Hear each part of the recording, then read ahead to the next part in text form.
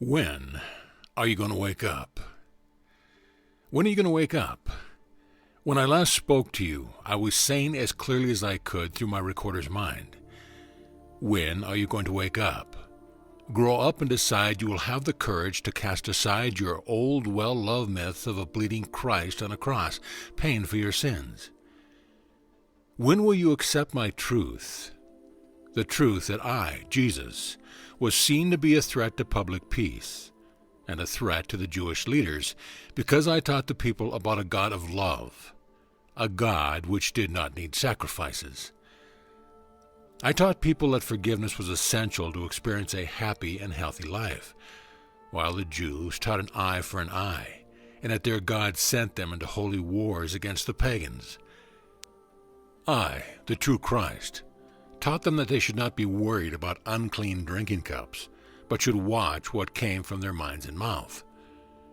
Those who have insight and understanding will recognize that I have returned and am enlarging on this simple theme, and explaining why I taught the principles of life, which people now need so urgently to save themselves and the planet from wholesale disaster.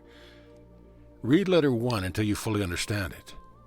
Read letter 5 and 6 until you fully realize that you think and feel with the same energy as your world is created from. That your thoughts are electromagnetic blueprints which eventually externalizes events and things you have either longed for or greatly feared, or as those things which good and bad you have done to others. Do not dismiss these letters as having no bearing on your life. They explain exactly why love is the very stuff of which your body has been fashioned. When you live with anger, resentment, and dislike in your hearts, you are actively creating negative forces which gradually undermine your health and destroy your bodies and your lives. Because the letters describe the true nature of that which has brought all visible things into conscious being, and your exact relationship to it, with the letters' help you can change your own self. You can become the kind of person you will be happy to live with. Never again will you have to be told to love and respect yourself when you have read and reread and lived my letters daily. You will respect and esteem yourself spontaneously, naturally, joyously. You will rejoice in who you really are and in your limitless potential for creativity. This is not a New Age teaching.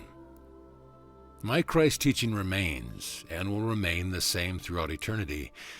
It is the Father, divine consciousness, does the work of creativity in me, and will do so equally in you when you overcome the ego.